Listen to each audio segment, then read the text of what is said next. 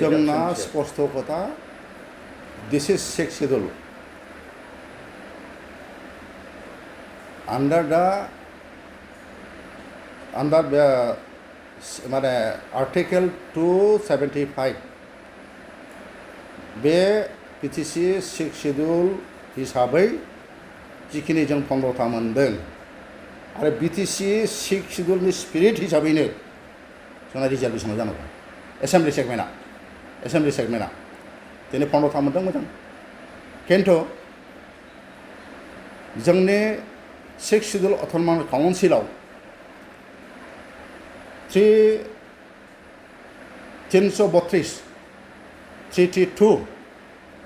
जे आर्टिकेल दङ इन्डियान कन्स्टिटिउसनाव बे हिसाबै जोङो जोंनि बड'लेण्ड अट'नमासाव जोंनि रिजार्भेसनखौ मोननांगौ बेखौ नोंसोरो नायनानै लादो दा जोंना बेनो रिजार्भेसना सिक्स शेड्यूलनि स्पिरिट बायदि जानांगौ आरो क'क्राझाराथ' गाहाय एसटि रिजार्भ जाखानांगौ आरो अदालगुरि हिसाबै जोङो पार्लियामेन्टारि सेगमेन्ट हिसाबै जोंहा मोननांगौ विधान सभानि रिजार्भेसन हिस्ट्रिखौ मोनजिथा जानांगौ होननानै दाबि देखायदों बर'नि आफादफोरा नोंथांमोना मा ना आं बेखौनो बुंदों बिटिसिनि सिक्स शेड्यूलनि स्पिरिट हिसाबै जोंहा दंखायो जे बेसेबां रिजार्भेसन जानांगौ एज पार माने six schedule BTC autonomous council बे हिसाबै जोङो स्टेट माने एसेम्बलि सेगमेन्टखौ स्पष्टयै बेवहाय लिरनानै होदों 332 आर्टिकेलाव आरो संबिधाननि गतिके बे हिसाबै जोङो मोननांगौ अर्थात रेशिय' हिसाबै रायजो राजाफ्रा जेखौ बुंदों बेनो थिग खौसेथि जानांगौ होननानै बयबो बे समाव फैफिननाय समाव ज' जानांगौ होननानै बुंदों नोंथाङा मा बुंनो सानो खौसेथिया जानांगौ खौसेथिखौ जोंबो लुबैयो खिन्थु खौसेथिनि नामाव राजनितिका जानो नाङा आं मानो बुंदों जों बयबो खौसेथि जादों जे बिटिसिआव जोंहा मोननै पार्लियामेन्टारि सेगमेन्ट जानांगौ जों देहाय बुंदों क'क्राझार जाबाय अदालगुरियाबो जानांगोन बेवहाय राजनितिक खोथा गैया जों मोननै खोथा बुङा दा दिनैहाय नुदों जे अदालगुरिनिफ्राय जोंहा 6टा समष्टिखौ दरं माने पार्लियामेन्टारि सेगमेन्टआव होदों बे जानो नाङा जों बुंदों आरो बेखौ जाहोनो नाङा बिटिसिनि सिक्स शेड्यूल हिसाबै बे जानो मोना खिन्थु दिनैहाय खौसे जादों होननानै जानोसै मानोसै होननानै बेखौ जेबो बुङाबाथ' जेबो जानाय नङा दिनै जों एसेम्बलियाव जोङो बेखौनोथ' रिजलिउसन लाजानो लुबैदोंमोन जे जोंनि 46 जन 36 MCLAफ्रा दिनैहाय जुदि हाउसआव जुदि रिजलिउसन जुदि लायोमोनब्ला बे जाथारगौमोन जायाखिसै सानखौनो हायाखिसै बिसोरनि बुंनाया मा जे बे इलेक्सन मेटार हट इलेक्सन मेटार जोंनि बिटिसिनि थाखाय बे रायलायनांगौआ बेनो एक नाम्बार एजेन्डा बिटिसिनि जोंहा सिक्स शेड्यूलनि एसेम्बलि सेगमेन्ट पार्लियामेन्टारि सेगमेन्टआनो जुदि उल्थां फाल्थां जुदि जाजोबनांगौब्ला बिटिसिआव उल्थाबो जाखो होमबा बेखौ रायलायथारनांगोन ना होमबा बे प्रश्नखौ बे जेनाखि जोङो बिदों बेखौ दिनैहाय मानो डिसरिगार्ड खालामनानै बेखौ नेग्लेक्ट खालामनानै मानो लाबोआखै जों बुंबावदों जेनेरेल डिसकासन लाबोनांगौ होनदोंमोन जोंनि बिटिसिनि rule of procedure and conduct of business होननाय दङ बेवहाय जोंहा 50 दङ जे बेबायदि इम्पर्टेन्ट एजेन्डाखौ जोङो जेनेरेल डिसकासनाव लाबोनो हायो आरो बे हिसाबै बेखौबो जों होदोंमोन बेबो गैया बेवहाय होदों आं एसे फरायनानै होनि बेवहाय होदों Honorable Speaker BTCLA Kokrazar the opposition party want to get a general discussion in this assembly session in respect of draft of state assembly and member of parliament constituency related to BTC area as per rule no 50 chapter 10 of the manual of the rules of procedure and conduct of business of BTCLA दुनियाखौ जोंहा बे प्रभिजनावबो रायलायनो हायो जोंबो रायलायनो हाया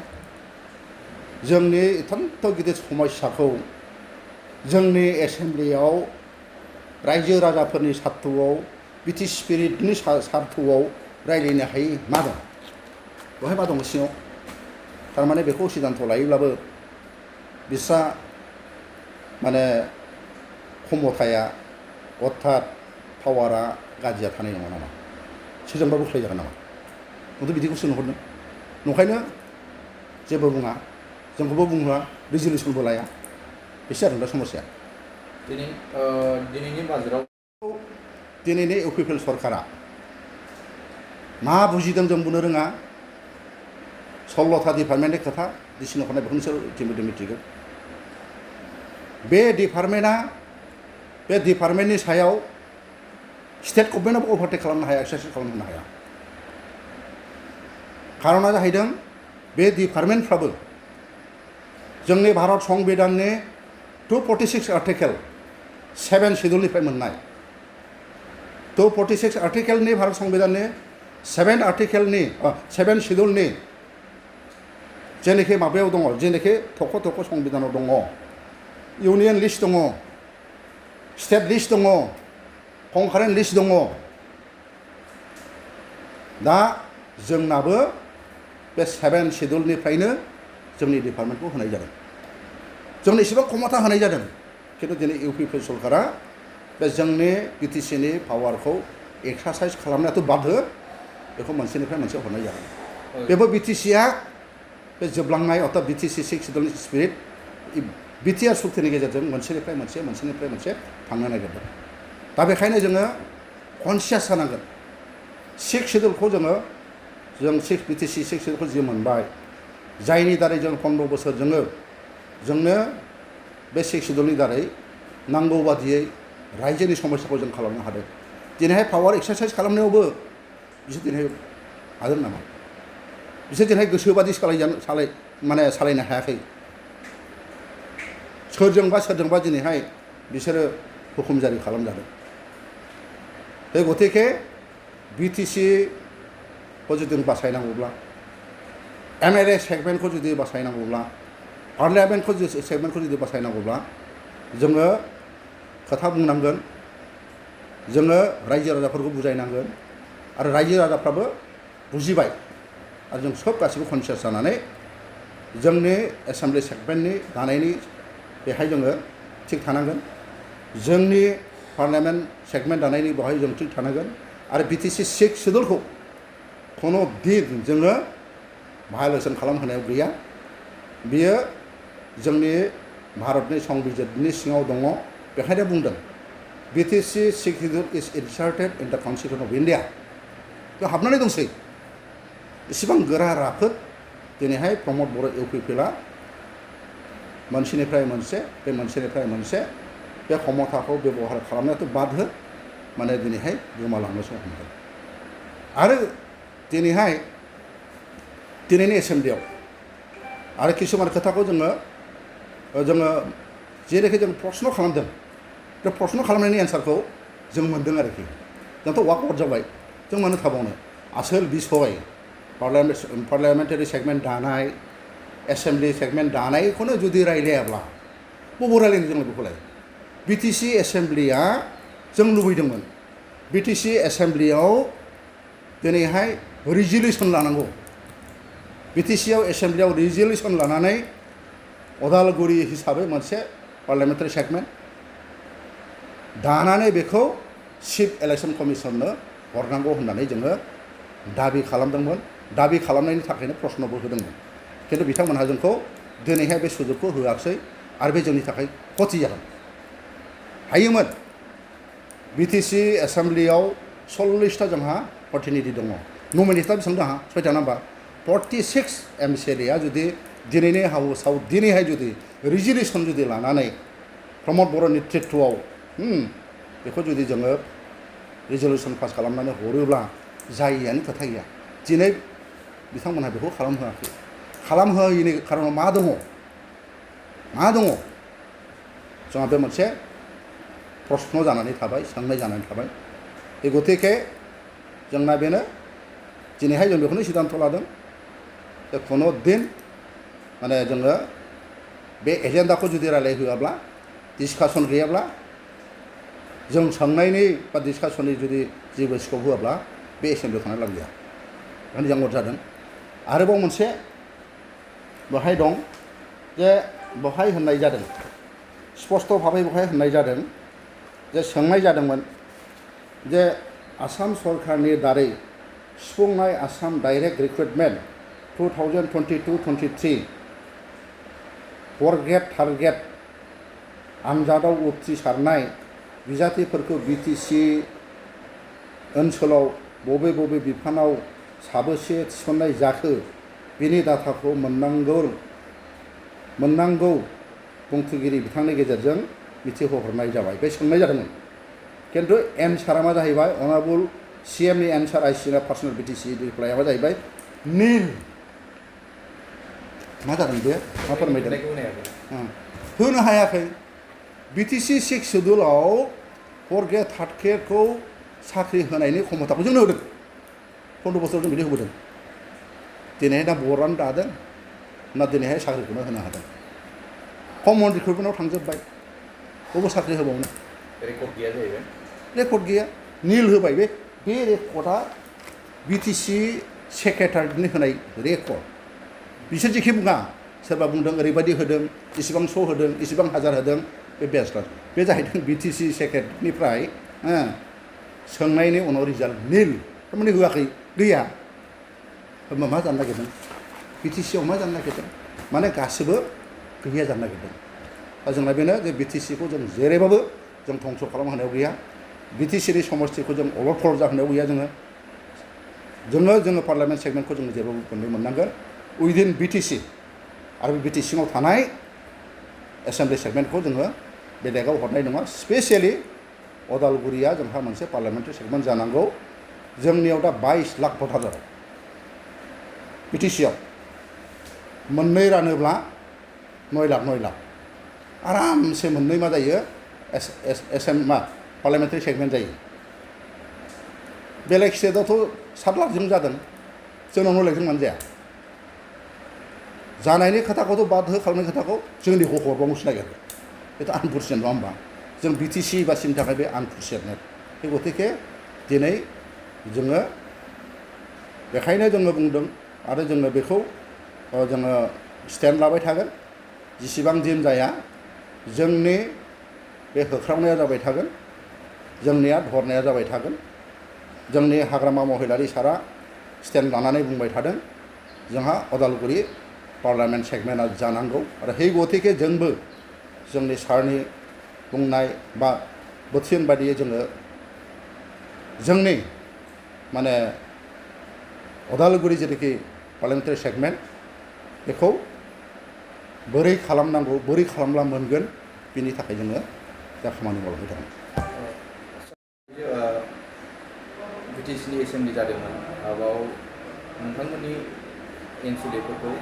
ओंखारबोनाय नुदों मा जाहोननि थाखाय ओंखारबोनाय रिजोना मा दिनैहाय जोंहा सामार सेसन जादों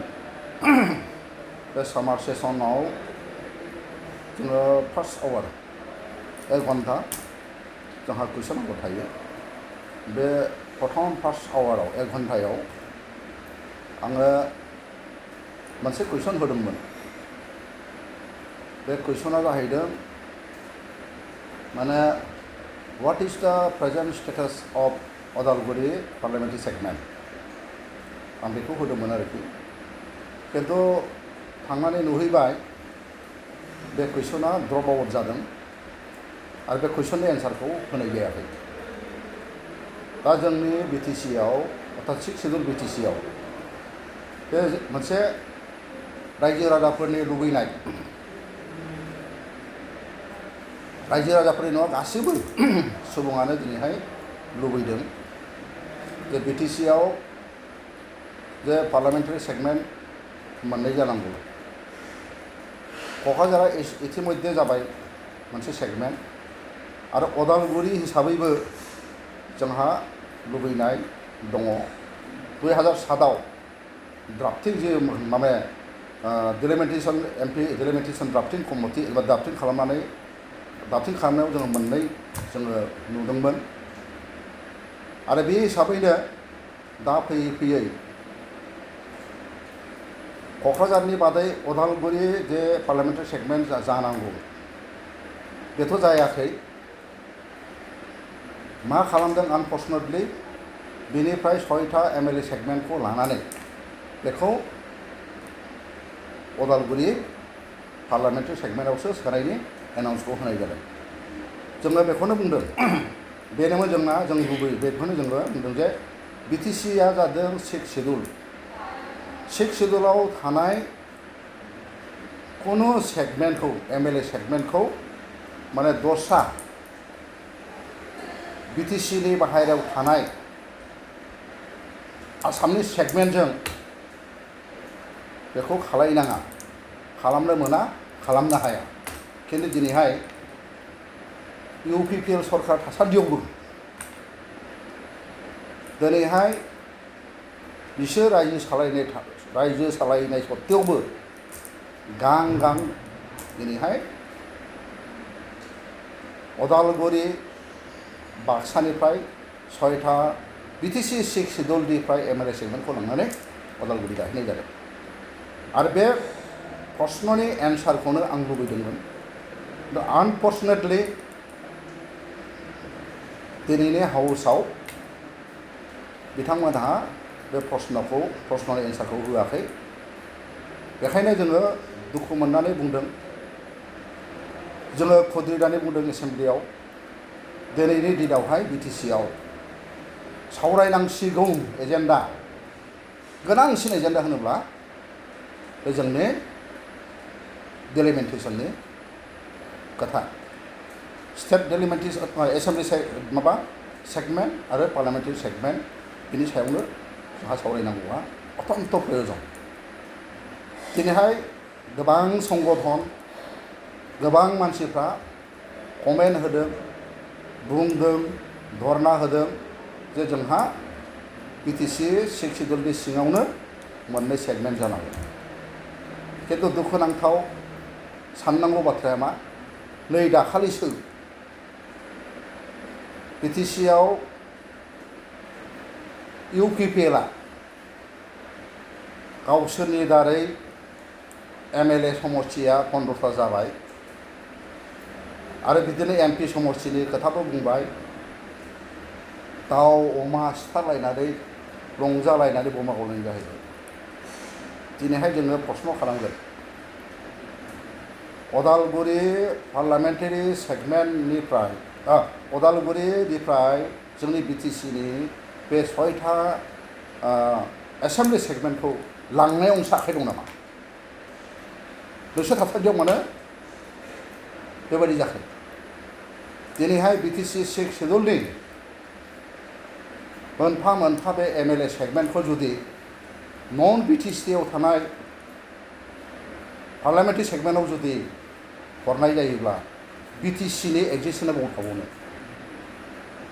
BTCआ बोरै जोरबावनो BTCआ जाहैदों 2003 नाव बियो सुक्ति जादों भारतनि जोंनि सांसद पार्लियामेन्टआव मोननैबो सदनाव बिल पास खालामनानै राष्ट्रपतिया सहि होदों एक जादों आयेन जादों भारत संबिधाननि संबिधानाव सोसननानै संबिधाननि धारानि 224 आरो